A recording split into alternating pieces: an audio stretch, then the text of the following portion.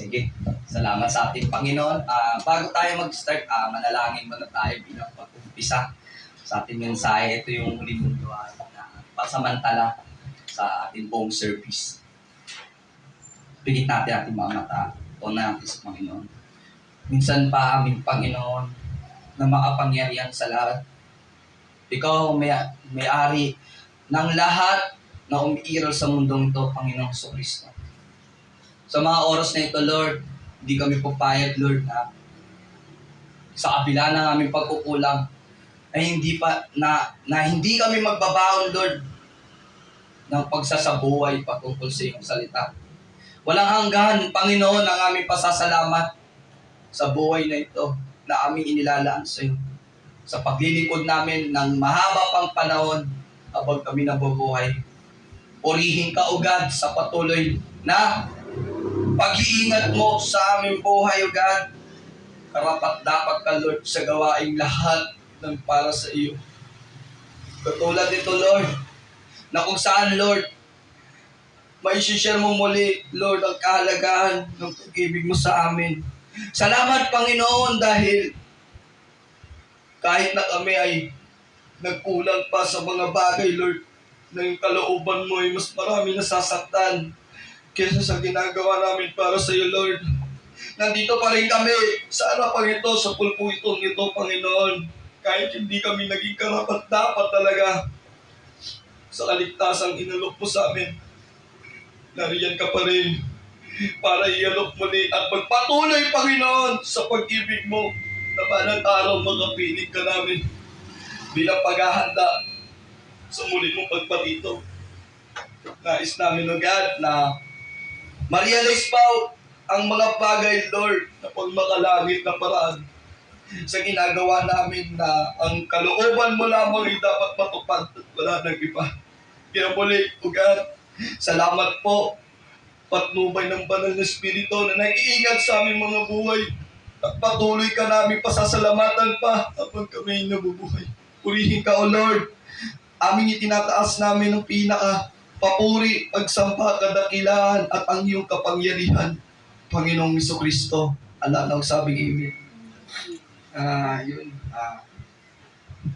Ito yung mensahe na kung saan na encourage sa bawat isa at nawa sa bawat isa, kasi syempre kahit na Christian na tayo, naging ganap na tayo, hindi pa rin maaalis sa iba o sa karamihan na may mga tao talagang tumalikod sa Panginoon.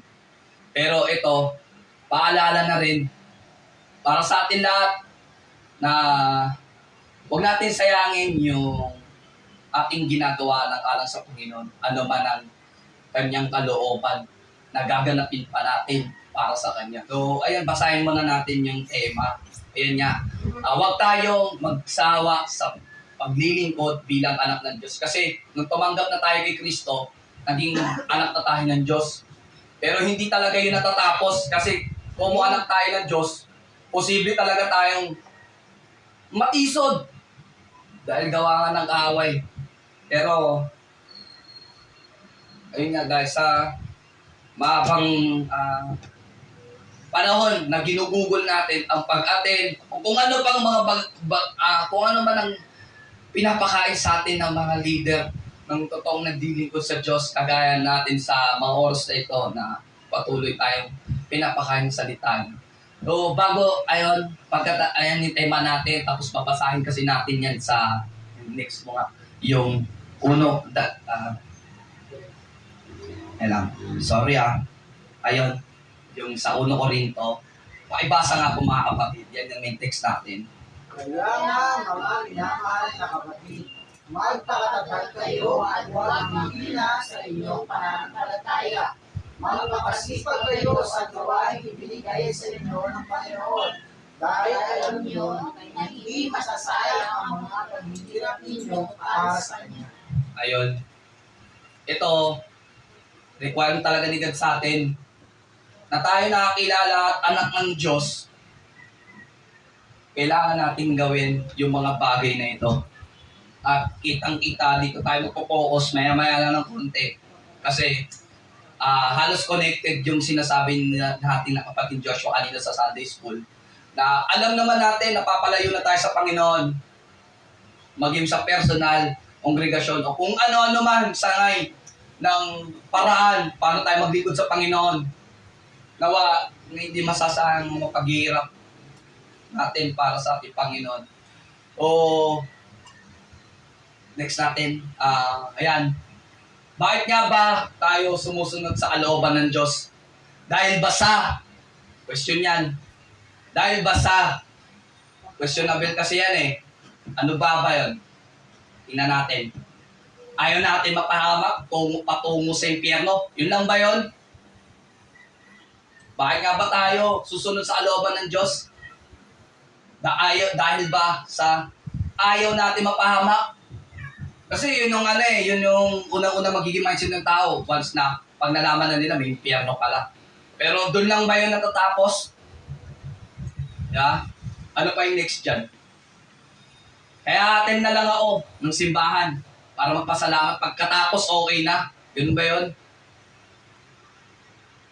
Kasi ayun yung mga na-realize ko habang tumatagal na ako bilang personally nakikita ko rin sa kapwa ko tao parang stepping stone na lang fast ng gawain ni God.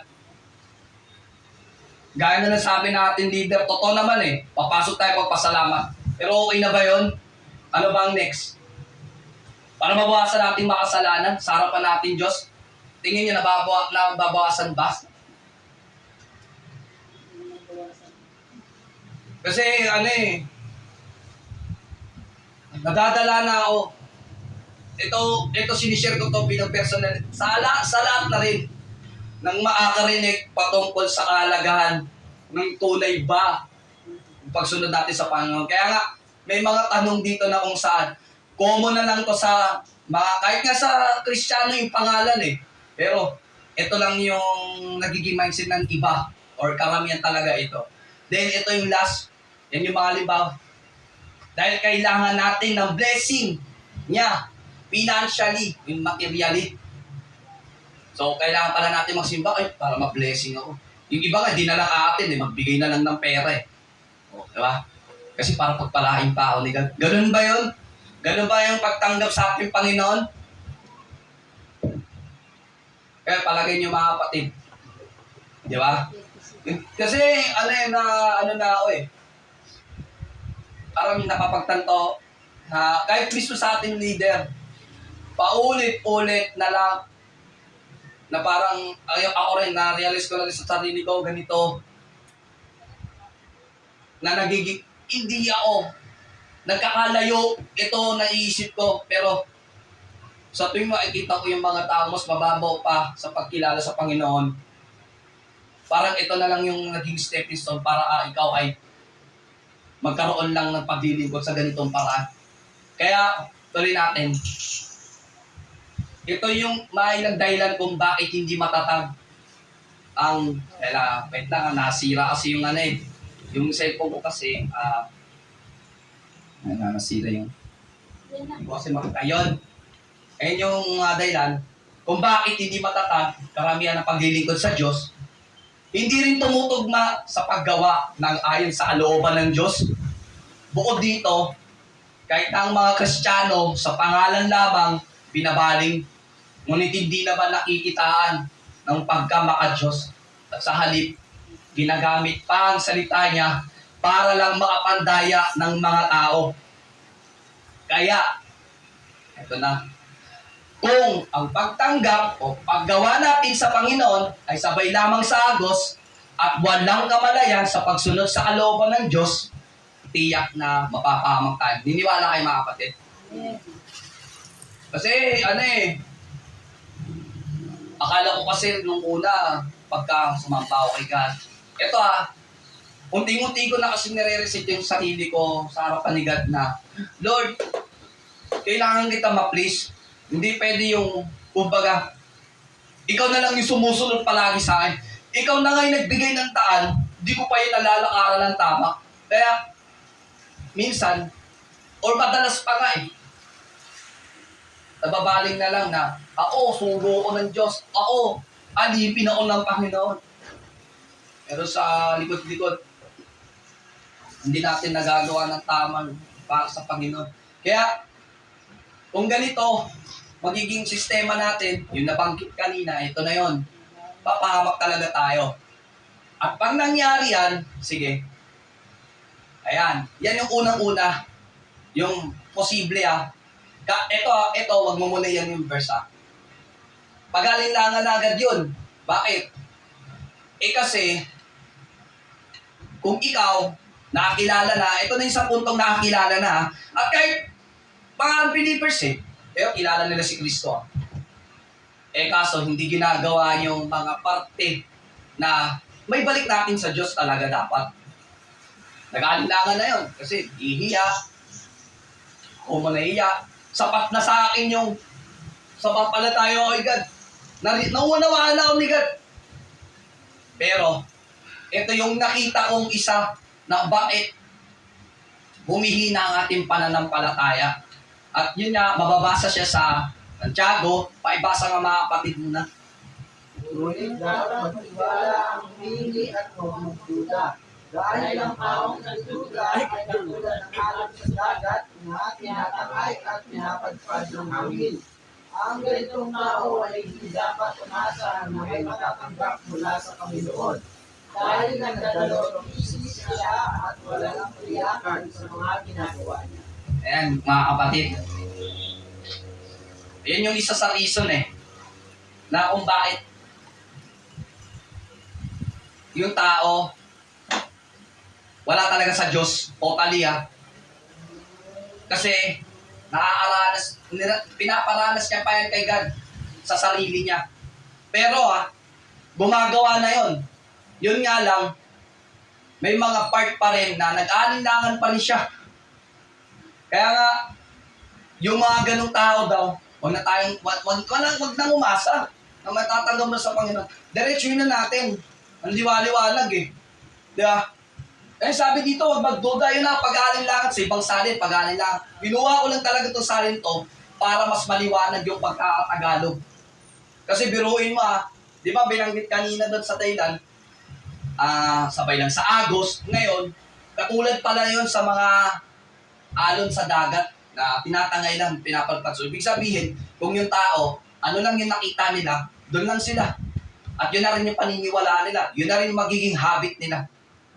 Kaya, huwag ka nang umasa kung tatanggap ka sa Panginoon na meron kang pagdududa pa rin sa Kanya. Malinaw yan, mga kapatid. Yung kanina, nalikman ako kanina, patawari sa wao ang aking Panginoon. Patawa sana na wao. Na buti pinakita kanina yung teksto. Bahagi talaga yon na alam mo naman sa sarili mo, napapalayo ko sa Panginoon At isa na to sa nagpapalayo sa Panginoon. Bakit ka mag-aalinlangan kung nagtiwala ka na nung una pa? Diba? Kaya yung mga ganyan daw, huwag na tayong umasa na may matatanggap tayo, nakabutihan sa ating Panginoon. Kasi yun nga, nagdadalong isip siya, o walang walang katiyakan, walang talagang ibig, di ba? Sasamba ka, tapos mamaya gagawa ka na ng mga kasalanan. Sasamba ka, tapos mamaya, di ba? Parang nagiging paikot, routine na lang Yung ganyang ba ang paraan ng paglilingkod sa Diyos? Yun yung kaninang inaano ko kanina ng mga sample Kaya malinaw yan. Nag-aalinlangan pa rin talaga sa ating Panginoon. Hindi lang to para sa akin, para sa lahat to. At yung next, ano ba yung pangalawa dyan? Siyempre, dahil nga nag-aalinlangan, pagdarandam sa Diyos, ibig sabihin, kung ikaw, naaaranas pa ng pag-aalinlangan pa rin kay God, hindi ka talaga nahubog sa sa turo niya at pagsasabuhay. Ito na ngayon yung nakikita ni God sa'yo. Tingnan nga natin. Sige, pakibasa nga ako mga kapatid. Alam ko ang mga ginagawa mo. Alam ko hindi ka malamig, ni mainit. Mabuti pa sana kung ikaw ay malamig o mainit. Ngunit dahil ikaw ay maligamgam, hindi mainit, hindi malamig, isusuka kita. Hindi wala ko niyan, mga kapatid. Di ba pagka nag-aalinlangan, parte yun ng pagiging lukewarm ng isang Christian? Palagay niyo kapatid, kung hindi yun magiging parte ng ng hindi lukewarm yun. Kasi, di ba, yun nga yung nakakasira sa, part ng paglilingkod kay God, yung pag-aalin na, syempre, hindi naman sa Diyos yun At ka mag-aalin na nga, nagtitiwala ka na nga sa Kanya ngayon, nakita ni God yung ginagawa mo. Saan ka ba papalig? Diba? Ibig niya sana, itong alam mo, ang dami ko nakita rito. Isa na dito yung, gaya na tayo'y naaagawa ng kabiguan sa ating Panginoon, yung mga mga parte ito na sa di sinasadya, na kung saan dinadalangin pa nga natin. Pero, kahuli-hulihan, pag nasayang yung ating mga pinagagawa, wala ka sa mga ito o ito. Kasi sabi ni God ibig sana kung dito ka o ito. Kaso, pareho mo yung ginagawa. Tingin mo, patatanggapin pa ng Diyos yun? Ayun na nga sabi, susuka tayo. Kaya nakakalungkot na kung mababaw lang ang pag-unawa natin sa paglilingkod sa ating Panginoon o yung nagiging habitable na lang ng mga taong dadalo sa gawain ng Panginoon. May baluin pala tayo, nigad balang araw. Susuka pala tayo. Kasi yun pala yung nagiging standard lang pala na ginagawa natin. Hindi pala pupasok sa standard ni God. Hindi ka rin namili kung saan dito sa dalawa. O ibig nga kung sa malamig ka, mas sa mainit. Pero at least, selectable na yung pagtanggap ni God sa'yo kung saan dyan. Kaso, dalawa yung ginagawa. Diba? Susuka lang talaga pala tayo ni God. At hindi talaga katanggap-tanggap kay God yung pinagagawa natin sa Kanya. Malinaw yan. Pairamdam na kay God na kung saan balang araw pala kung yung ginagawa natin, yun nga, hindi, although tayo, napupuruan na, pero sinishare ko lang ito dahil may mga tao talagang urong-sulong ang pag-attend. Di ko naman sinasabing ang usapan din attendance, yung kagaya nung kanina. Pero, nais natin maunawaan na ang Diyos, hindi talaga nagbabago sa lahat ng bagay na ating tinatamo patungkol sa pagtanggap patuloy sa Kanya. Kaya ano nangyari? Kung sakaling lukewarm ka, posible pa mangyari ito. Huwag naman sana sa atin mga kapatid. Tingnan niyo yung pangatlo. Ayan na. Karamihan yan mga kapatid hindi tayo nagtitrigger ng mga unbelievers, pero kahit na Christian na sa pangalan, posible yan. Yan na nga sinasabi kanina, nagbabackslide na yung mga tao.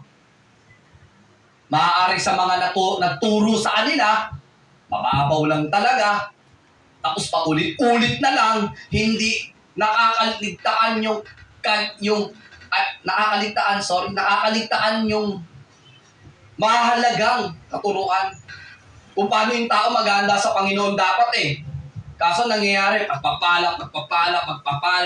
Although wala naman talagang masama doon Pero, ikaw mismo sa sarili mo, hindi mo ba naramdaman na tagal ka ng pinagpala ng Diyos? Pero kauli-uli yan, ito lang pala yung mangyayari sa tao. Kung yun, mula pa nung nabanggit kanina, pag bumili pananampalataya mo kasi nga, nag-alinlangan ka. Tapos, yung pagdaramdam nga sa Diyos kasi nga, dahil nga nag-alinlangan ka na, hindi ka mismo pumili kung paano mo tatanggapin ng buong puso ang Panginoon. Kaya nga alam niya yung ginagawa mo. At yun na nga, kung magkamali ka man sa desisyon mo, na dahil nga mahirap nga naman talaga yung paglingkod sa Panginoon, sabay na lang talaga sa agos. In case, hindi talaga karapat-dapat sa Diyos. Malinaw yun Mula pa nung kanina, kaya nga sabi, huwag tayo magsaway. Ngayon, ito na ngayon. Useless all of the sudden to good works unto your God from the beginning. Sabi, hindi lang to sa akin, para sa atin. At kung sino pa yung makakakinig ng talatang ito. Napakibasa ito mga kapatid. Sige. Ngunit kung isang taong matuwid ay magpakasama at gumawa ng mga kasuklan-suklan na gawain, hindi siya mabubuhay. Mamamatay siya dahil sa kanyang pagtataksil at sa kasalanang nagawa. Mawawala ng kabuluhan ng lahat ng kabutihang ginawa niya noong una. Malinaw yan mga kapatid. Huwag na tayo patumpik-tumpik pa kasi sinabi na ng Biblia, sinabi na ng ating Diyos mula pa nung una. Mababasa rin sa ibang mga talata. Mayroon pa nga pananagutan pa ng pastor eh.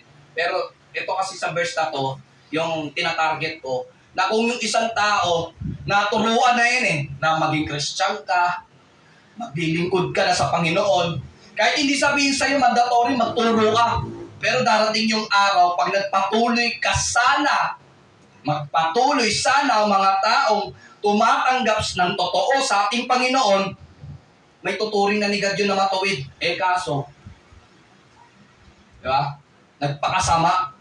Piniling magpakasama at gumawa nung sariling niyang kagustuhan sa mundong ito. Ayun, di na po, pagtataksil pa sa ating Panginoon.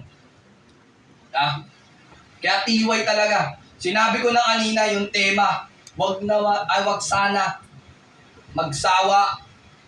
Yun yung rason kung bakit yun yung naging tema ko kasi posible talaga matison mga Kristiyano. At binabanggit din sa ibang mga talata, marami talagang tatalikod eh. Pero ang tinitrigger kasi natin dito, sayang, sobrang sayang talaga mga kapatid. Alam, ito yung naisip ko nga kahit nasa kalsada ako, naiyak na lang ako eh. Sabi ko, ang haba-haba ng ginagawa ko sa Panginoon, pero mawawala pa lang kadibitian ng ginagawa. Tapos, mula pa nung una, imagine mo, pwede naman sabihin ni God, Lord, baliwala ba sa'yo yung ginawa ko nung una? Pwede naman baliwalain mo yung ngayon kong ginawa dahil nagkasala ako. Pero hindi eh. Mula pa nung umpisa, kung tayo, diba? Tatalikod talaga. Extreme na nga yan sa mga tao eh. Tapos iisipin lang ng mga tao, ganun lang pala yung para maglingkod sa Panginoon na atin lang, wala na, tapos na, sapat na sa akin yung narinig ko na salita niya, hindi naman nasa buhay. At nasa buhay nga, hindi mismo namang ginagawa sa nakapagpatotoo sa kanyang salita. Kaya nga ba't yung mga tao nag-aalinlangan eh. Ayaw na maglingkod sa Panginoon. Ako mismo, di nga ako dapat tumayo rito eh. Pero kung ginagawa yung bagay na to. Kaya, wag nawa sana sa bawat isa, nga na sa mga oras natin ngayon, may magkulang pa sa bahagi na ating Panginoon. Kaya nga kanina napahalaga nun eh. Yung sa komunya na ginaganap, kung di ka parte dun, talaga, huwag mo sa maligtas ka. Kaya nga ako eh, kahit iniisip ko rin nung una na yung sinasabi impersonal, kundi ako kakain din nun. Kasi dati yung dinaisip ko, pero obligado ka eh. Kasi tumanggap ka na nga eh, naging parte ka na nga ni Kristo eh. Tapos, hindi mo pa pinahalagaan yung kailangan ginawa niya sa'yo sa pamamagitan ng tinapad dugo bilang pagpapatawag sa kasalanan. Kaya, anong nangyari, yun na lang. Wala na, di na nagpatuloy. At ito na nga yun. Kahit na hindi naman natin sabihin yung tao, hindi nag-attend ng isang beses, kaso, namihasa, nagpatuloy. Doon pa nga lang eh, questionable na yun eh. Tapos sasabihin ng iba, naiintindihan naman ako ni God, tao kasi ako, napapagod. Pero sabi ni God, sikapin daw eh. Kaya naman, ito yung mga bahagi na ito na kung saan, huwag na natin gawin. Parang talagang hindi masayang yung ating paglilingkod kay God. Ngayon, next tayo, yan, sa kabilang banda, yan, nakakalungkot isipin sa karamihang mga tao sa paling na noon ng Diyos na pagkatapos makatanggap ng aral at masasabuhay ng salita niya, ay mananatili pa rin sa nila ang katigasan ng ulo, pagpapasahap sa dyablo, at nagpapatuloy pa rin sa paggawa ng masama at kalayawan sa mundong ito. Kaya naman, ito ang mga bagay na ating tatandaan para tayo ay manatiling matatag sa paglilingkod at manampalataya sa pangalan ng ating Panginoong Kristo. Sige, tuloy natin. Ano nga ba yun? Una, pagtiwala mo lahat sa Diyos. Pagtiwala mo, susi yan para ka magtagumpay. Pagtiwala yan. Kasi di ba, kung kanina nag-aalinlangan ka, dapat yan yung maging mindset natin. Pagtiwala natin lahat sa Diyos.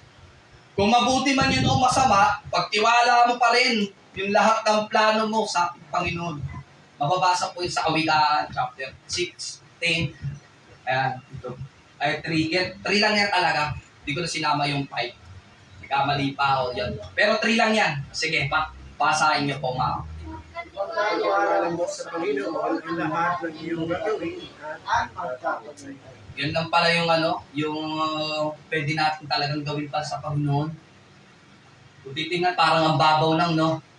Pero pag sinabi ni God mismo sa'yo na magtatagumpay ka dahil pinagkatiwala mo yung lahat ng iyong plano, kahit mismo yung ating mga pastora, marami na naaarala sa ospital, yung mga sakit ng mga katawan, sakit ng kung ano-ano man sa ating mga katawan nararamdaman na magdudulot ng panghihina, ng posibleng makaapekto sa gawain ng Diyos. Pero dinideclare pa rin na ating mahal na pastora na magtatagumpay ang Diyos sa bawat isa sa atin. Hindi lang siya kasi, yun nga ine-encourage tayo na kahit ano man yung nararamdaman natin, physical man, lalo-lalo na yung spiritual, kasi alam na nga ng God yung ginagawa mo, pero di mo naman di pinagkakatiwala. Kaya nga yun yung rason kung bakit yung tao nagkaalinlangan. Yun yung banggit natin kanina. So ayun, malinaw yung pagkatiwala natin. Then yung pangalawa, syempre, pagsulit natin sa Diyos yun. Yung pagtitiwala natin sa lahat ng ginagawa. At iyon, yung kabutihan, syempre di naman tatanggapin ni God yung yung bad talaga na kung ikaw sinasadya mo yung gano'n di ba? Kaya lang naman sinabi yung good or bad kasi yung mga nangyayari sa mundo nating kinaharap, di ba? Pero syempre, ang i-accept ni God kung yung plano mo ay mabuti para sa ating Panginoon, talagang tatagumpay tayo. At yun nga, pagsusulit natin kay God para makanta natin yung buhay na walang hanggan. Mababasa po yung sa Galatia, paibasa nga po mga kapatid. Ang nagtatanim para sa sarili ng laman ay aanin ng pagkaburok mula sa laman. Ngunit ang nagtatanim para sa Espiritu ay aanin ng buhay na walang hanggan. Kaya huwag tayong mapagod sa paggawa ng mabuti sapagkat pagdating ng takdang panahon, tayo ay aanin kung hindi tayo susuko. Kaya nga, basta may pagkakataon ay gumawa tayo ng mabuti sa lahat ng tao, lalo na sa mga kapatid natin sa pananampalataya. Purihin ang ating Panginoon. Hindi naman sinabi, alang-alang sa ating Panginoon. Huwag tayo magsawa, mga kapatid. Kahit na may mga panahon na natitisod tayo sa paraan na hindi talaga nagugustuhan ni God. Huwag tayong mapagod. Ganun din Kahit naman hindi tayo maglingkod kay God, may problema pa rin At yung problema na yun, magdudulo ng kapaguran sa atin Huwag tayo talaga mapagod. Sa yung paggawa pa rin ng kabutihan sa harapan ng Diyos, at mostly, makikita yon sa mga bawat tao na nakakita sa atin. Kaya nga linaw, magtatanim tayo. Di ba? Na ayon sa Espiritu. Di ba? Kamit pala natin, buhay na walang hanggan. Ang liwanag nito, pinagsusuri pala natin kay God yung kabutihang ginagawa natin sa Panginoon. Kaya nga yung paglilingkod, nandun sa part na sinisermonan tayo, yun nga, isa pa yan yung relate ako dyan, yung nabibriefing, alam yun naman, madalas ako na talagang nati-trigger na pagsabihan tayo natin mga pastora, pero bahagi pala yun para tayo ay magtagumpay, yun nga kanina. At saka ito nga, yung mga pagkakataon, marami talaga tayong pagkakataon. Buti nga tayo, walang execute na nangyayari. Baka mamaya dumating yung police dyan at pagsusugurin tayo. Diba? Hindi ka tulad ng mga unang panahon na yan. Hinahunting talaga yung mga Kristiyano. Diba?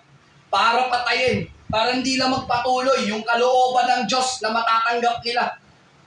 Imagine nyo mga kapatid, ang layo ng gap na yun.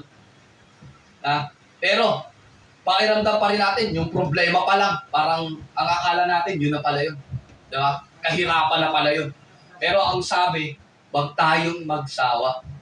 Kasi, yan o, taani pala tayo, hindi tayo susuko. So, huwag tayong sumuko mga kapatid.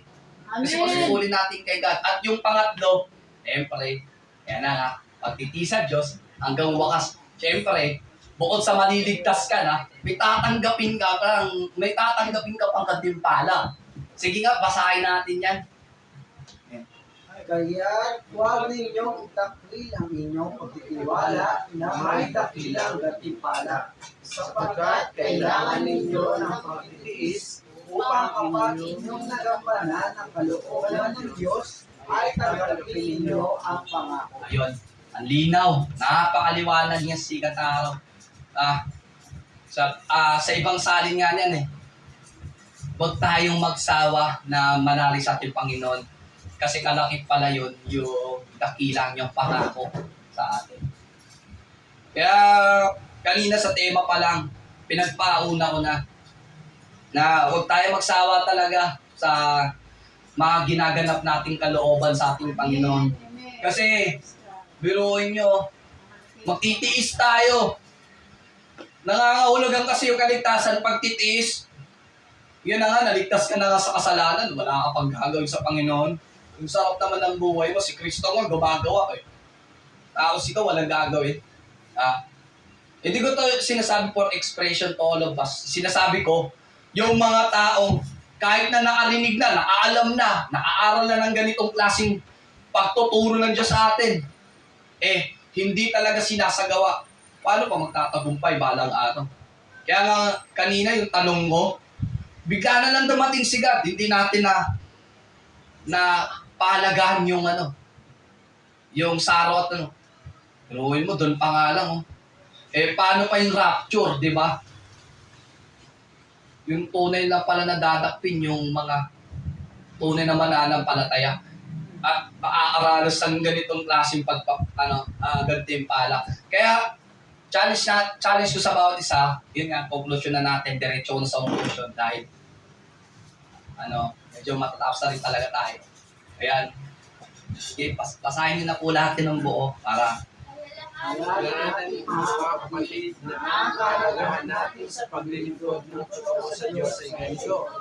Kaya nga, hinangaan ko, kung paano ang inyong laging pagsunod ay hindi lamang sa harapan ko, kundi ito sa mga ngayong wala, ay lubusin ninyo ang gawain ng inyong sariling pagkakatas na may takot at pangingin. purihin ang ating Panginoon. Kukuha ko ng dalawang klase dito na yung part na sinasabi dito, kundi bagkos pa ngayon ako'y wala. Imagine nyo, nung panahon na to, hindi na mismo harapan ni Apostol Pablo nagtuturo sa mga tao. Sa panahon natin ngayon, kahit yung Panginoong Jesucristo natin impersonally, hindi natin nakita. Yun yung spiritual na nakita ko rito. Hindi lang si Pablo yung tinutukuyan dyan. Hindi rin naman nila nakita si Kristo nun yung tinuro yan, yung sinabi yan. Wala na si Kristo na sa langit na. Biruin mo, pagsusulit pala natin, diba? Kung paano nyo, hindi lamang sa harapan ko. Ibig sabihin, kahit pala may makakita sa'yo na pinagtitiwalaan natin Diyos, o yung may nagtuturo man ng totoo sa Diyos, hindi lang pala sa kanila. O kahit mismo sa harapan ng pastora, kaya nga laging sinasabi namin mga pastora na kailangan pa ba makita ng kahit sino man, di ba? Na ito, mabuti gagawin mo, o gawin mo, i-declare mo pa ba na mabuti yung ginawa mo?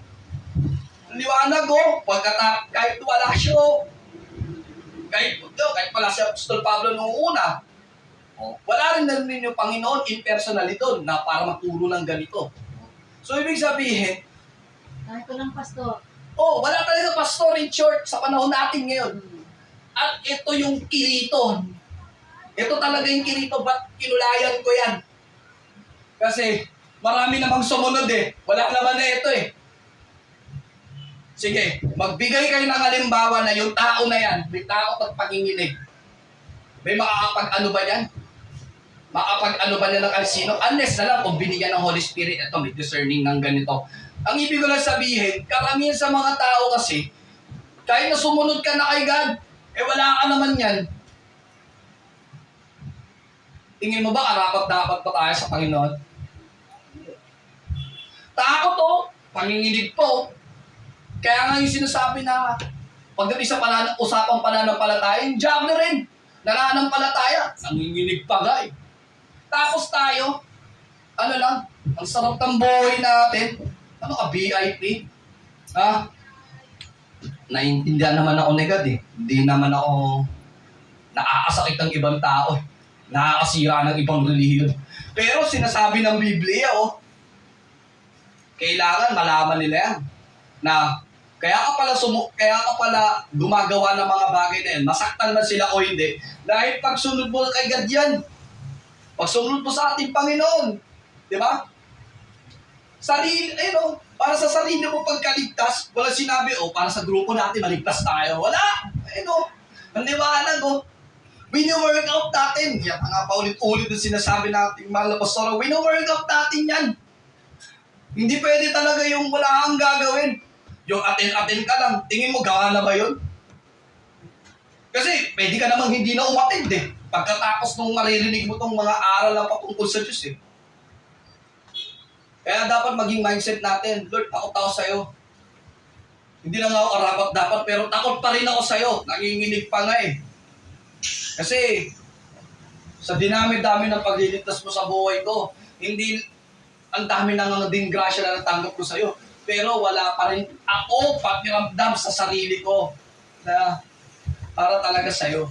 Kaya ngayon pala yung rason kung bakit yung Diyos naninibugho pala, namamanibugho, nasasaktan ng Diyos. Nagsiselos siya.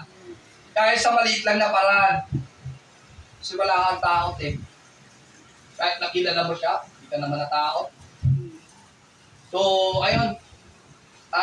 Share ko lang ang mensahe na to sa ating Panginoon kasi gusto ko pagtibayin natin na yung ating ginagawa na ngayon at patuloy pa ng paglilingkod sa Diyos, huwag talaga masayang. Huwag na talaga masayang mga kapatid. Kaya, ayun, ito lang po yung mensahe natin sa mga oras na ito. Naway ang bawat isa maging malinaw na gagawa pa rin tayo ano man ang mangyari. Basta para sa Diyos, gagawa tayo. Katulad man tayo ng tao, pero nakaigad pa rin ng pagsusulit natin sa Kanya. So, ayun, bago tayo manalangin tayo bilang pagsasaka sa ating mensahe. Lord, naunawaan namin, Panginoon, ang kahalagaan ng salita mo. Na ito ang mensahe na to, Lord, bilang pagpapatibay. Na ikaw mismo nagsabi, hindi masayang aming paglilingkod sa iyo. Salamat, Panginoong Jesucristo, dahil ikaw po ang nagbigay ng kalakasan pa sa kabila ng aming panghihina bilang tao sa pisikal at kahit sa spiritual na apektuhan para lamang mapalayo sa iyo na hindi naman dapat naman mangyari sa aming buhay. Salamat, O God, dahil ang babauning mensahe nito, Lord, makapagbibigay liwanag at pagpapatibay ng kalooban patungo sa pagtitiwala namin sa iyo hanggang sa makapiling ka namin bilang paghahanda na ikaw po ang Diyos na aming pinaglilingkuran ay siyang darating, Panginoon. Salamat dahil binigyan mo pa kami ng malalim na paliwanag patungkol sa paghahanda namin sa iyo. Kaya nalaman namin, Lord, na ang paghihirap sa mundong ito ay baliwala pala sa harapan mo. Dahil kami, Lord, magiging bahagi na ng paghihirap na dinaranas mo dito lang sa mundo. Pero ikaw talaga, Panginoon, ay makapangyarihan at walang hirap na para sa iyo na ikaw mismo ang gumanap nun nung nasa lupa ka pa. Kaya Lord, maging bahagi kami nun at sisikapin namin maabot na balang araw maakamtam na namin ang buhay na walang hanggan na pinamana mo sa mga tunay na mananampalataya sa iyo. Maging sa ngayon na nakinig sa mga oras na ito at sa mga makakarinig pa sa labas ng iglesia. Particular, God, na kahit wala sila rito, Lord, bigyan mo sila ng kalakasan, siksik na umaapaw na katalinuhan upang maging bahagi rin sila ng paghahanda patungkol sa iyong malapit na pagbabalik na meron kaming nailaan ng pondo na yung pondo na mabubuting gawa na iniyakan mo sa bawat isa sa amin. Muli, O God, pasalamatan ka namin sa lahat ng ginagawa namin na para lamang sa iyo, sa lahat ng talento, Lord, na natanggap namin, at kung ano-ano bang Panginoong kabutihan na pinamana mo sa amin, tanging sa iyo lamang ibinabalik ang pinakamataas na kapasalamatan, kabutihan, kapangyarihan, sa lahat pag-ibig na nadarama namin sa iyo, Panginoong Kristo. Amen. At bago tayo mag-closing prayer, tayo lahat. Kanta muna tayo, Lord, bago tayo magwakas. Kantayin natin na, Panginoon, minamahal kita. Yun ang ating gagawin. Na kahit anumang paraan, buhay man ang kapalit, kailangan natin sumunod sa kanyang kalooban. Panginoon, minamahal kita. Paglilingkuran ka habang tayo'y nabubuhay. Yes, so Lord, salamat, Panginoon. Hallelujah.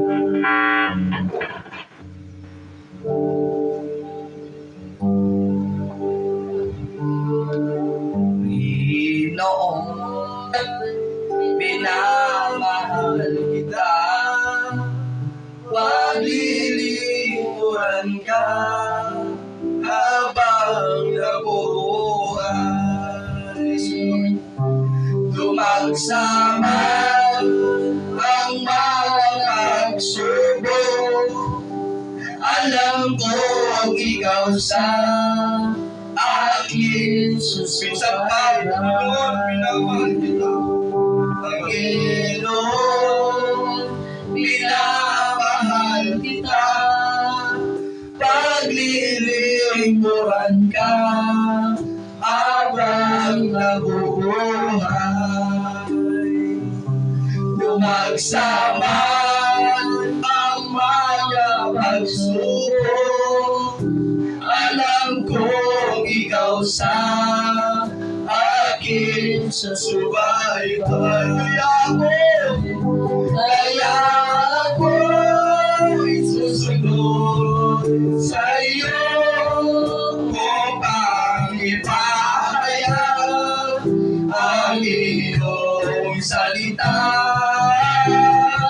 Buhay ko ba'y aking iaalay bilang handog sa iyo, Panginoon, sa sana mong nasuya.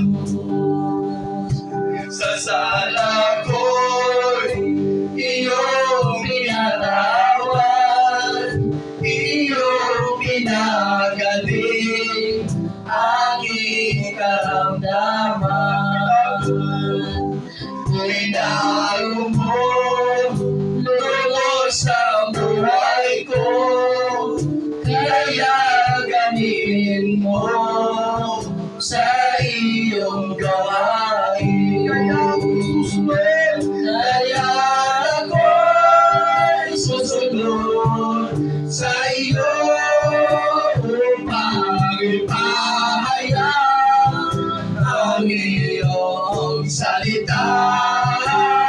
Buhay ko ba'y aking iaalay bilang handog sa iyo, Panginoong Yesus.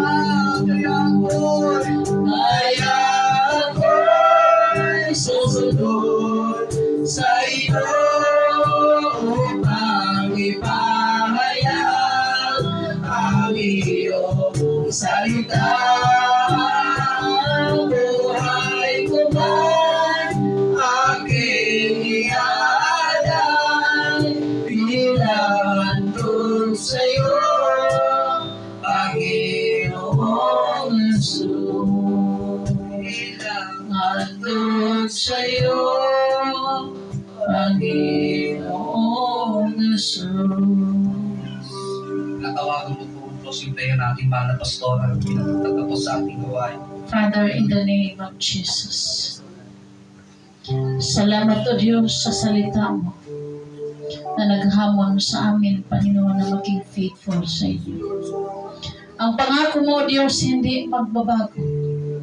Nangako ka, Lord, na gantimpala sa lahat na nagtitiis para sa iyo. Lord, nandito ang aming buhay. Silyuhan niyo po na hindi kami magpalayo sa inyong paanan at magampanan namin, Panginoon, ang inyong kalooban sa lahat ng panahon. Lord, bless your people as we continue, God, serving you this week. Lord God, makikitaan mo kami, Panginoon, ng katapatan sa inyo. Salamat, O Diyos, kahit mahirapan man kami, pagsunod sa inyong mga yapak. Sinabi pong po, God, sa inyong mga salita, that we will take up our cross, Lord, aming sariling cross. Dahil, Panginoon, lahat ng mga ito ay may mga pagpapala sa unahan. Pagpapala na buhay na walang hanggan. At Lord Jesus, magkasama ka namin, Panginoon, forever.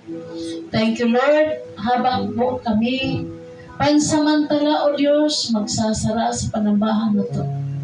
Nawa kahit saan kami sa mundong ito, Lord God, magkalat. Lord, ang iyong pangalan at ang iyong kadakilaan na makita sa aming buhay. Makilala, Lord God, ng tao na kami ay, Lord God, na iyong mga alagad na tunay. Salamat, O Diyos, patuloy mong pagpalain ng bawat isa. Salamat sa kalakasan, pag-iingat mo, Lord God, na ipagkatiwala mo sa amin. Habang kami, Panginoon, mag-aantay sa inyong malapit na pagbalik. Nawa, Lord, masumpungan kaming faithful sa inyo, sa inyong mga kalooban, at Lord God, makitaan kami na tunay kaming mga alagad mo. Thank you, Lord Jesus. I-bless mong lahat. I-meet mo ang pangangailangan ng bawat isa. At Lord, tulungan mo kami, natabunan mo kami, Lord God, sa inyong banal na dugo at samahan ng inyong mga anghel na makilala na kami ay tunay mong mga alagad, Panginoon. We thank you today. Continue to bless each one this week, Lord. Hanggang sa inyong pagbalik, kami po ay magtatagumpay. Mahirap man, Panginoon, ang daanan ng aming tatahakin.